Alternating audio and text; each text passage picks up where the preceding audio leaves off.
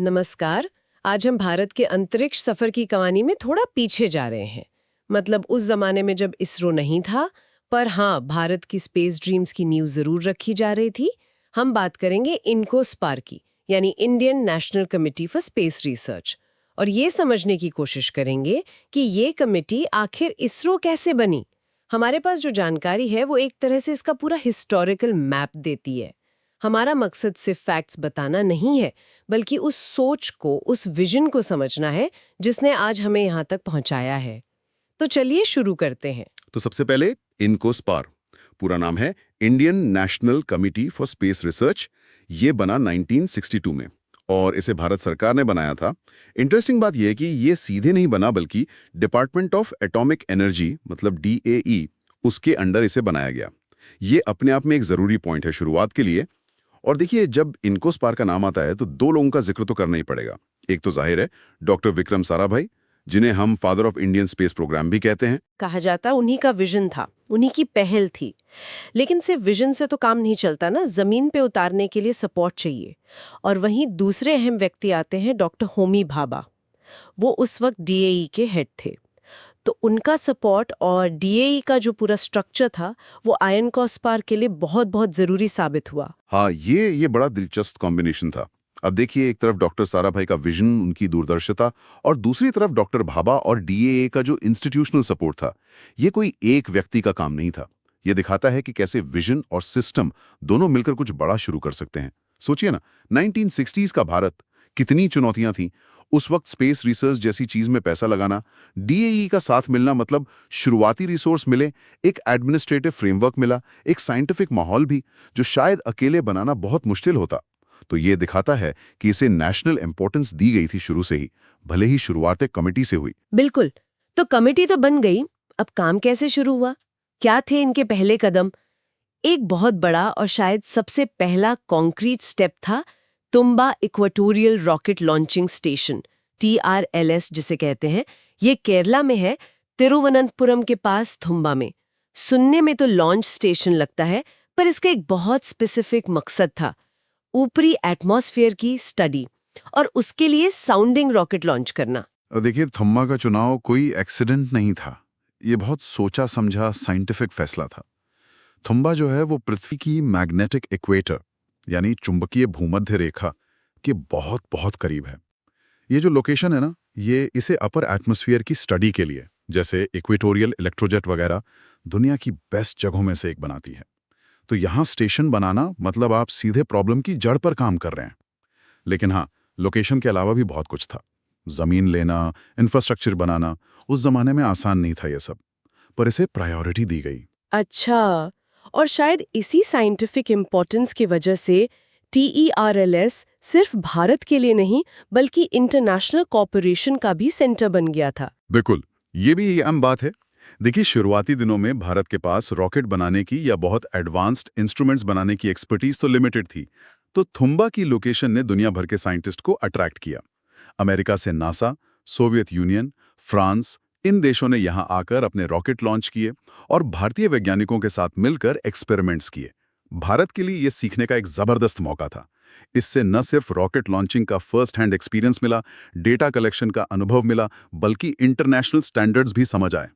तो ये एक तरह से नॉलेज ट्रांसफर का, टेक्नोलॉजी सीखने का एक शुरुआती जरिया बन गया। और इसी TRELS से जुड़ा था INCOSPAR का साउंडिंग रॉकेट प्रोग्राम। ये क्या था? क्या ये वो बड़े वाले रॉकेट थे जो सैटेलाइट ले जाते हैं? नहीं नहीं, बिल्कुल नहीं। साउंडिंग रॉकेट असल में छोटे रॉकेट होते हैं, सस्ते भी होते हैं कंपैरेटिवली। इनका काम सैटेलाइट को ऑर्बिट में भेजना नहीं है। ये बस सीधे ऊपर जाते हैं एटमॉस्फेयर में, कुछ 100 किलोमीटर तक। अपने साथ साइंटिफिक इंस्ट्रूमेंट्स मतलब पेलोड ले जाते हैं, जो टेम्परेचर, प्रेशर, हवा, आयंस वगैरह का डेटा लेते हैं। फिर वो पेलोड पैराशूट से नीचे आ जाता है। इनकोस्पार ने इसी प्रोग्राम के तहत अपने खुद के रॉकेट बनाने शुरू किए। जैसे रोहिणी सीरीज के रॉकेट थे, RH-75, RH-125। ये नंबर अक्सर रॉकेट का डायमीटर बताते थे mm में। तो ये छोटे रॉकेट थे, सैटेलाइट लॉन्च नहीं करते थे, पर इनकी इंपॉर्टेंस बहुत ज्यादा थी। बहुत ज्यादा। आप इन्हें इंडियन स्पेस प्रोग्राम की नर्सरी कह सकते हैं। सोचिए ना, आपको एक दिन बड़ा रॉकेट बनाना है, SLV जैसा, जो सैटेलाइट लेके ऑर्बिट में जाए। उसके लिए क्या चाहिए? Rocket design, engine, guidance system, control, payload को कैसे रखना है, लॉन्च कैसे करना है, टेलीमेट्री मतलब डेटा भेजना और रिसीव करना, ये सब कुछ साउंडिंग रॉकेट प्रोग्राम ने छोटे स्केल पर सिखाया। हर लॉन्च एक टेस्ट था, हर कामयाबी कॉन्फिडेंस देती थी और हर नाकामी जो यकीनन हुई होंगी वो एक लेसन देती थी। यहीं पर propellant chemistry, aerodynamics, payload integration, इन सब में भारत की पहली स्वदेशी कैपेबिलिटी बनी। ये वो बेस था जिस पर बाद में SLV, PSLV, GSLV जैसे बड़े रॉकेट बने। साउंडिंग रॉकेट और टीआरएस के अलावा इनकोस्पार और किन चीजों पर काम कर रहा था? जाहिर है रॉकेट उड़ाना है तो फ्यूल चाहिए, प्रोपेलेंट और मटेरियल भी खास लगता होगा। हाँ, ये बैकग्राउंड का काम था पर बहुत जरूरी। इनकोस्पार ने रॉकेट प्रोपेलेंट्स पर रिसर्च शुरू की। भाई कौन सा ईंधन ज्यादा पावर देगा, स्टोर करना कितना सेफ है, इंजन में जलेगा कैसे, इन सब पर काम शुरू हुआ। और वैसे ही रॉकेट को हल्का भी रखना है, मजबूत भी, तो एडवांस्ड मटेरियल्स पर भी रिसर्च शुरू हुई। स्पेस में तो एक एक ग्राम वजन कीमती होता है। ये काम शायद उतना ग्लैमरस न लगे, पर इसके बिना तो कोई रॉकेट उड़ ही नहीं सकता। और एक और चीज जिसका जिक्र आता है बार बार वो है ह्यूमन रिसोर्स डेवलपमेंट, लोगों को तैयार करना। इनकोस्पार ने इस पे बहुत जोर दिया और ये शायद डॉक्टर साराभाई के विजन का सबसे अहम हिस्सा था।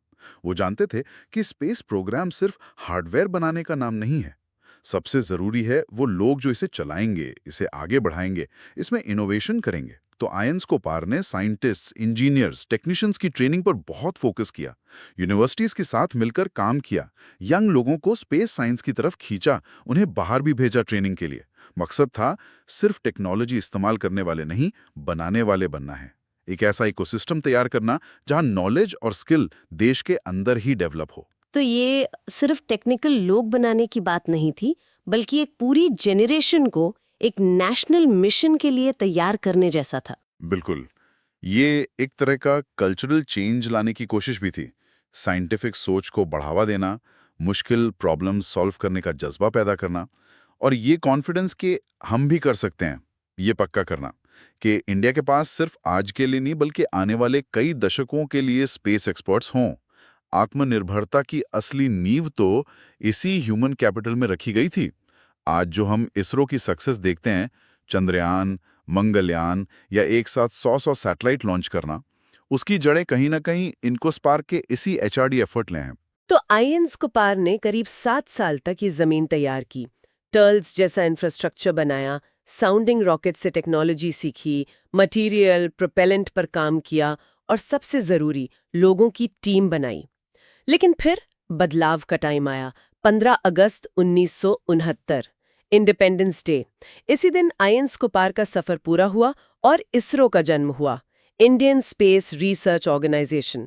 तो ये सिर्फ नाम बदला था या कुछ और भी था? नहीं, ये सिर्फ नाम बदलना बिल्कुल नहीं था। ये एक बहुत बड़ा स्ट्रक्चरल और फंक्शनल अपग्रेड था। समझिए, आयंस्कोपार क्या थी? वो DAE के अंडर एक कमेटी थी। अब कमेटी की अपनी लिमिटेशंस होती हैं, डिसीजन मेकिंग प्रोसेस, बजट मिलना, ऑटोनॉमी, ये सब। जैसे जैसे इंडिया के स्पेस एम्बिशंस बढ़े, अपना सैटेलाइट बनाना है, उसे लॉन्च करने के लिए बड़ा रॉकेट बनाना है जो बाद में SLV बना, तो ये महसूस हुआ कि एक कमेटी का स्ट्रक्चर काफी नहीं है। एक ज्यादा फोकस्ड, ज्यादा पावरफुल और ज्यादा इंडिपेंडेंट ऑर्गेनाइजेशन चाहिए। ISRO का बनना उसी जरूरत का नतीजा था। लेकिन आपने पहले बताया था कि 1972 में स्पेस कमीशन और डिपार्टमेंट ऑफ स्पेस DOS भी बने, इसरो बनने के 3 साल बाद। उसका क्या मतलब था? हाँ, ये इस बदलाव का दूसरा और शायद ज्यादा डिसाइसिव, ज्यादा महत्वपूर्ण स्टेप था। 1969 में इसरो बना, ठीक है, पर वो अभी भी कहीं ना कहीं DAE के अम्ब्रेला में ही था। 1972 में सरकार ने एक बहुत बड़ा कदम उठाया, एक स्पेस कमीशन बनाया जो स्पेस पॉलिसी बनाएगा, और एक अलग डिपार्टमेंट ऑफ स्पेस DOS बनाया जो सीधा प्राइम मिनिस्टर ऑफिस PMO को रिपोर्ट करेगा, और इसरो को इस DOS के अंडर लाया गया। सीधा PMO को रिपोर्ट करना, इसका क्या असर पड़ा होगा? बहुत गहरा असर पड़ा।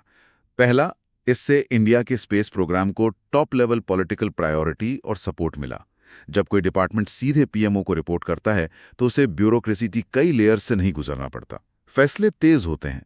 दूसरा, DOS का अपना अलग बजट होता था, मतलब इसरो को अब अपने बड़े प्रोग्राम्स के लिए डेडिकेटेड और ज्यादा फंड मिल सकता था, जो DAE के अंदर शायद मुश्किल होता, क्योंकि DAE के अपने न्यूक्लियर एनर्जी के टारगेट्स भी थे। तीसरा, इससे इसरो को फंक्शनल ऑटोनॉमी मिली, ऑपरेशनल फ्रीडम मिली। वो अपने प्रोजेक्ट्स प्लान कर सकते थे, इंप्लीमेंट कर सकते थे, रिसोर्स जुटा सकते थे। तो संक्षेप में कहें, 1972 के इस रीस्ट्रक्चरिंग ने इसरो को वो पावर और फ्लेक्सिबिलिटी दी जिसकी उसे एसएलवी, आर्यभट्ट और आगे के बड़े मिशंस को हकीकत बनाने के लिए जरूरत थी। ये ऐसा था जैसे इनकोस्पार ने जब बीज बोया था, उसे एक मजबूत पेड़ बनने के लिए सही मिट्टी, पानी और धूप दी गई। और देश में स्पेस साइंस की एक्सपर्टीज बनाई। ये सब कुछ शायद बिना ज्यादा शोर शराबे के पर्दे के पीछे हुआ। बिल्कुल। इनकोस्पार का दौर एक्सपेरिमेंट्स का था, सीखने का था, गलतियां करने और उनसे सीखने का था। वो दौर था जब एम्बिशन तो बड़े थे पर रिसोर्स कम थे। इसी दौर ने वो ग्राउंड तैयार किया जिस पर इसरो की बिल्डिंग खड़ी हो सकी। और फिर 1969 में इसरो का बनना और खास तौर पर 1972 में 2S और स्पेस कमीशन का बनना, वो उस नींव पर एक बड़ी, ज्यादा ऑर्गेनाइज्ड और ज्यादा पावरफुल बिल्डिंग खड़ी करने जैसा था।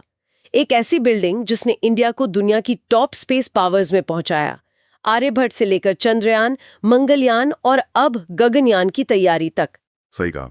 इनकोस्पार की लेगेसी सिर्फ आईएसआरओ नाम के ऑर्गेनाइजेशन में नहीं है, बल्कि उस साइंटिफिक टेम्पर में है, उस सेल्फ रिलायंस की सोच में है, उस मिशन मोड में काम करने के कल्चर में है, जो आज भी आईएसआरओ की पहचान है। वो शुरुआती 7 साल 1962 से 1969 शायद इंडियन स्पेस प्रोग्राम के सबसे क्रिएटिव और सबसे क्रिटिकल साल थे, जिन्होंने आने वाले 50 सालों की दिशा तय कर दी। ये वाकई एक कमाल की जर्नी है, एक छोटी सी कमिटी से दुनिया की लीडिंग स्पेस एजेंसी बनने तक का सफर। और सोचते हुए ख्याल आ रहा है, हमने इंस्टीट्यूशंस की बात की, रॉकेट्स की, साइंटिफिक अचीवमेंट्स की, पर इन सब के पीछे तो लोग थे। वो साइंटिस्ट्स, वो इंजीनियर्स, वो टेक्नीशियंस, जिन्होंने शायद बहुत कम सुविधाओं में दिन रात काम किया होगा। वो जो शुरुआती साउंडिंग रॉकेट लॉन्च हुए होंगे, जब कुछ गड़बड़ हुई होगी, कैसा लगा होगा, उन फेलियर्स से क्या सीखा गया होगा। हम अक्सर सक्सेस को सेलिब्रेट करते हैं, लेकिन शायद वो शुरुआती चैलेंज, वो फेलियर्स की कहानियां और उनसे सीखते हुए आगे बढ़ने का जो जज्बा था, उसे जानना इस कहानी को और भी ह्यूमन और इंस्पायरिंग बना देगा शायद। खैर, ये आगे सोचने की बात है।